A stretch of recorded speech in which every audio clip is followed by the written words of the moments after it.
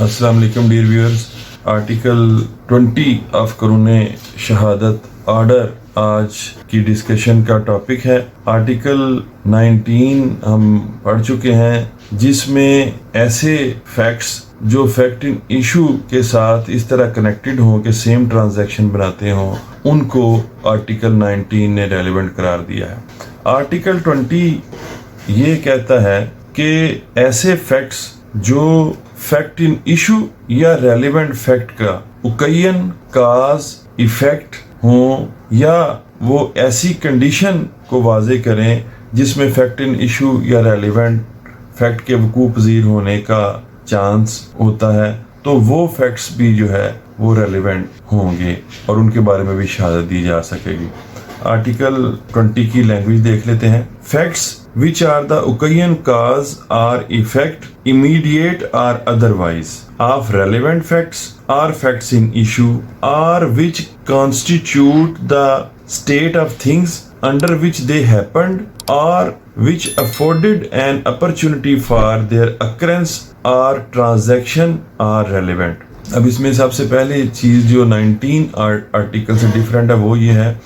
कि उसमें ये था कि अगर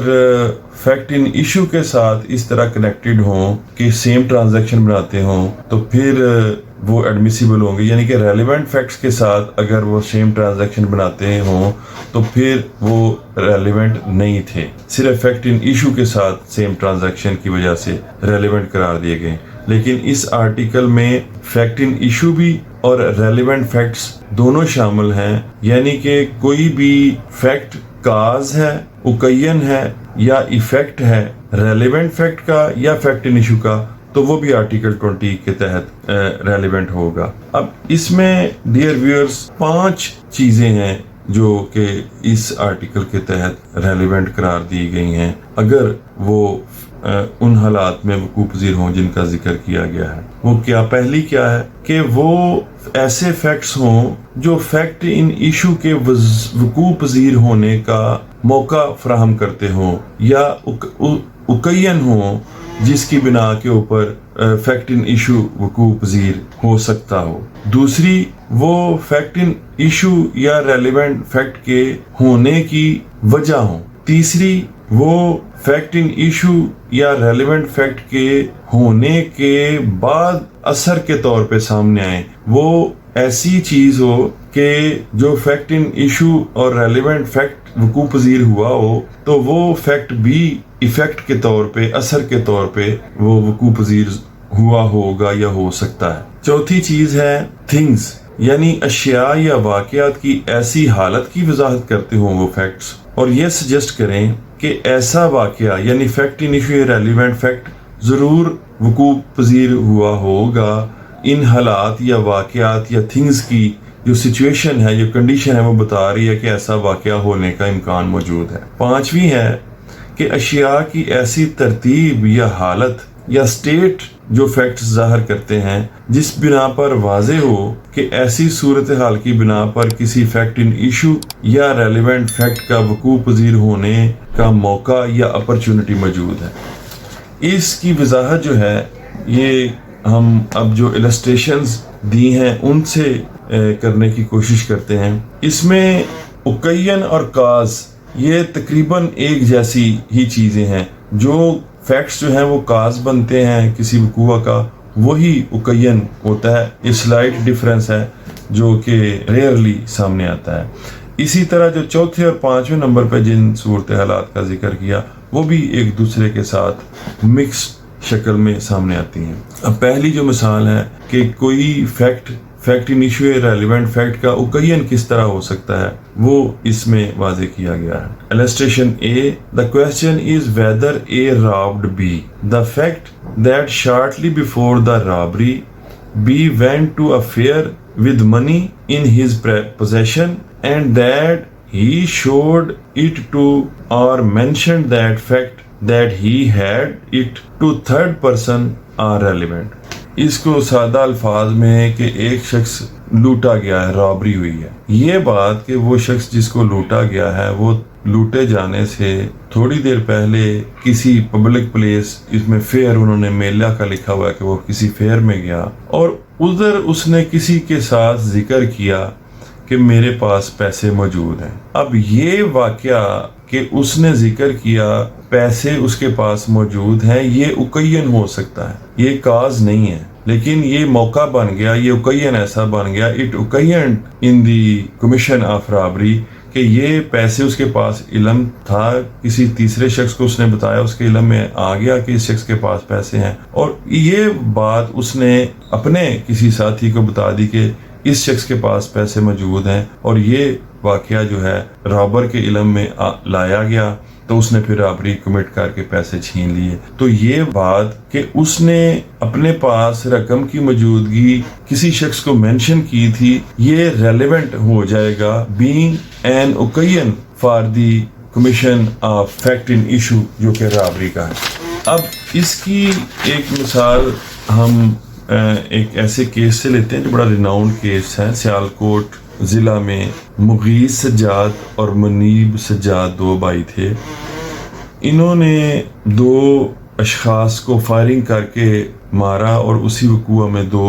اشخاص زخمی بھی ہوئے۔ تو تھوڑی دیر بعد پبلک نے اکٹھا ہو کے ان دونوں نوجوان بھائیوں کو پکڑ لیا اور لنچنگ ہوئی ان کی، ان کو ڈنڈوں سے، اینٹوں سے اور تشدد کر کے ہلاک کر دیا گیا۔ یہ گجرانوالہ میں اینٹی ٹیررزم کورٹ میں ہوا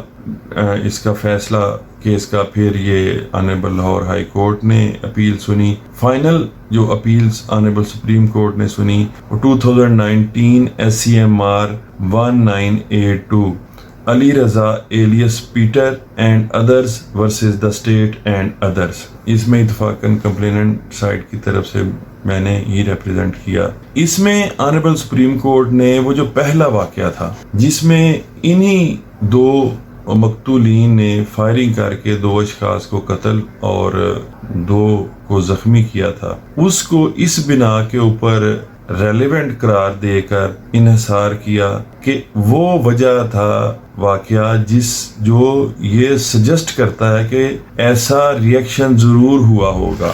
اور اس کو اس ججمنٹ میں آنریبل سپریم کورٹ نے 2019 SCMR 1982 پیج کے اوپر جو رپورٹڈ ہے اس میں سپریم کورٹ نے لکھ کے کہ یہ جو پچھلا واقعہ ہے آرٹیکل 20 قانون شہادت آرڈر کے تحت ریلیونٹ ہے، اور یہ ایک اسٹرانگ کاز ہے اس وقوع کی جس میں پھر ان دو لڑکوں مغیث اور منیب کو موب نے تشدد کر کے ہلاک کیا۔ اب السٹریشن بی اس کی جو ہے، the question is whether a murdered B marks on the ground produced by a struggle at or near the place where the murder was committed are relevant facts۔ یہ جو نیکسٹ اس کا ہے کہ fact in issue یا relevant facts کے جو effects ہیں وہ اگر کسی فیکٹ سے پروو ہوتے ہیں تو وہ بھی ریلیونٹ ہوں گے۔ یہ اس کی مثال ہے کہ اگر کسی جگہ پر قتل ہوا ہے، فیکٹ ان ایشو قتل ہے، تو جس جگہ پر قتل ہوا ہے وہ جگہ کے ارد گرد یا اس کے قریب سٹرگل کے نشان، سٹرگل یہی ہے کہ اگر کسی کمرے میں الزام ہے کہ اس کمرے میں قتل کیا گیا تو ادھر کا فرنیچر جو ہے ڈسٹربڈ اور الٹا پلٹا پڑا ہے، تو یہ بینگ ایفیکٹ، یہ فیکٹ جو ہے اس بات کی شہادت کہ کمرے میں فرنیچر کی حالت یہ تھی، یہ ریلیونٹ ہوگی۔ یہ تھوڑی سی سادہ سی یا مثال ہے۔ اس کی زیادہ آسان مثالیں یہ ہیں کہ اگر وقوع کے ارد گرد فٹ پرنٹس پائے جاتے ہیں، یا اگر کسی گاڑی کا استعمال ہے اور وہ اراؤنڈ کسی پلیس پہ وقوع کی اراؤنڈ اس کے ٹائر کے پرنٹس پائے جاتے ہیں جو میچ کرتے ہیں،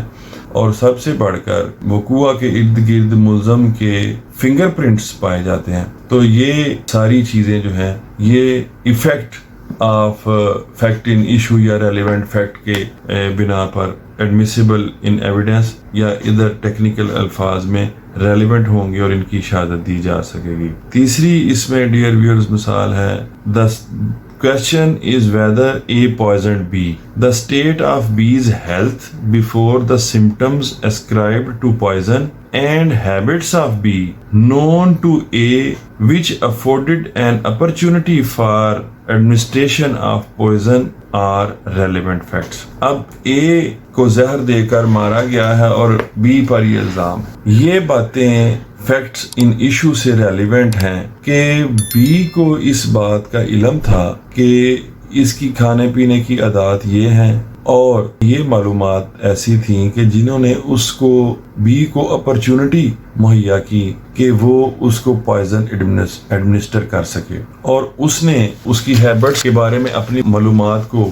مینج کر کے اور اس کو پوائزن ایڈمنسٹر کر دیا. اس لیے یہ بات کہ بی کو اس کی ہیلتھ کے بارے میں، ایٹنگ ہیبٹس کے بارے میں یا دیگر شیڈیولز کے بارے میں پتا تھا، اس بات کو ثابت کرنا کہ یہ بی کے علم میں یہ باتیں تھیں، یہ ریلیونٹ فیکٹ ہوں گی اس وجہ سے کہ انہوں نے ان فیکٹس نے ایک ایسی سچویشن پیدا کی جس میں بی کو اپرچونٹی نظر آ سکتی ہے کہ میں اس کا فائدہ اٹھا کے تو اپنا مقصد اس کو قتل کرنے کا حل کر لوں.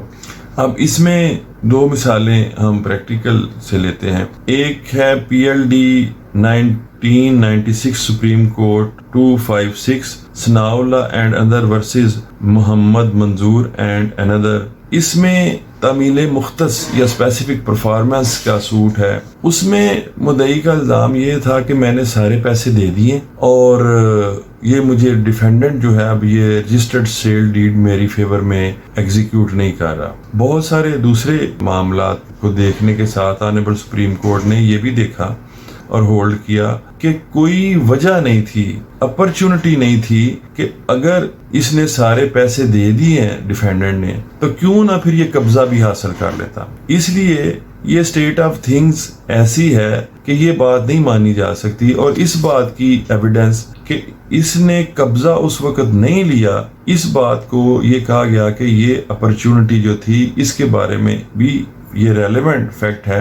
کہ اس نے پیسے دینے کے باوجود قبضہ نہیں لیا یا یہ کلیم نہیں کرتا کہ میں نے پیسے ادا کر کے قبضہ بھی لے لیا ہے. اس لیے امکان یہی ہے کہ اس نے پیسے بھی ادا نہیں کیے اور ایگریمنٹ بھی نہیں ہوا. اسی طرح بہت سارے کرمنل کیسز میں آنریبل سپیریئر کورٹس نے ہولڈ کیا ہے کہ جب ملزم کے پاس اپرچونٹی ہی نہ ہو کہ اس کو پتا ہو کہ اس وقت مقتول فلاں جگہ پر موجود ہو سکتا ہے جس جگہ پر ملزم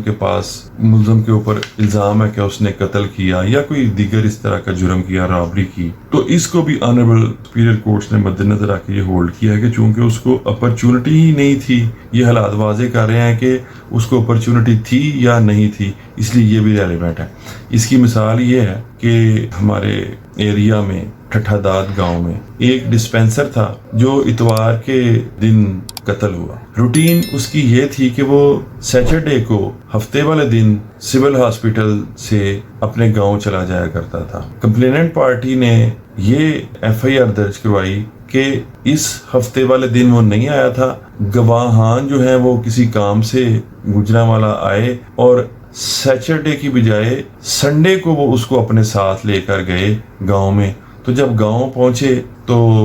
ملزمان نے آگے ویلے کیا ہوا تھا یا پنجابی میں جس کو کہتے ہیں تھڑا دیا ہوا تھا اور انہوں نے للکارا مارا کہ آج اس کو جان سے مار دو. آنریبل ہائی کورٹ لاہور نے اس پوائنٹ کو اپریشیٹ کیا کہ ملزمان کے پاس یہ اپرچونٹی نہیں تھی کہ ان کو پتا ہوتا کہ آج سنڈے والے دن اس ٹائم پہ اس مقتول نے پہنچ جانا ہے کہ وہ ادھر اس کو ایمبوش کر کے یا تھڑا مار کے بیٹھ جائیں. اگر وہ اپنی روٹین کے مطابق ہفتے کے دن شام کو آ جاتا تو پھر اسی آرٹیکل کے تحت وہ اپرچونٹی کا حاصل ہونا جو ہے وہ ریلیونٹ قرار دیا جاتا ان فیکٹس کو. اب چونکہ وہ اپنی روٹین سے ہٹ کے کسی دوسرے دن آیا ہے تو اسی آرٹیکل کے تحت یہ فیکٹس جو ہیں یہ بیان کر رہے ہیں کہ ملزم کے پاس اپرچونٹی تھی ہی نہیں کہ اس کو علم ہوتا اور وہ یہ اٹیک کر کے اس کو قتل کر سکتے. اس پوائنٹ پہ آنریبل ہائی کورٹ نے پھر ایکیوز پرسن کو بری کیا.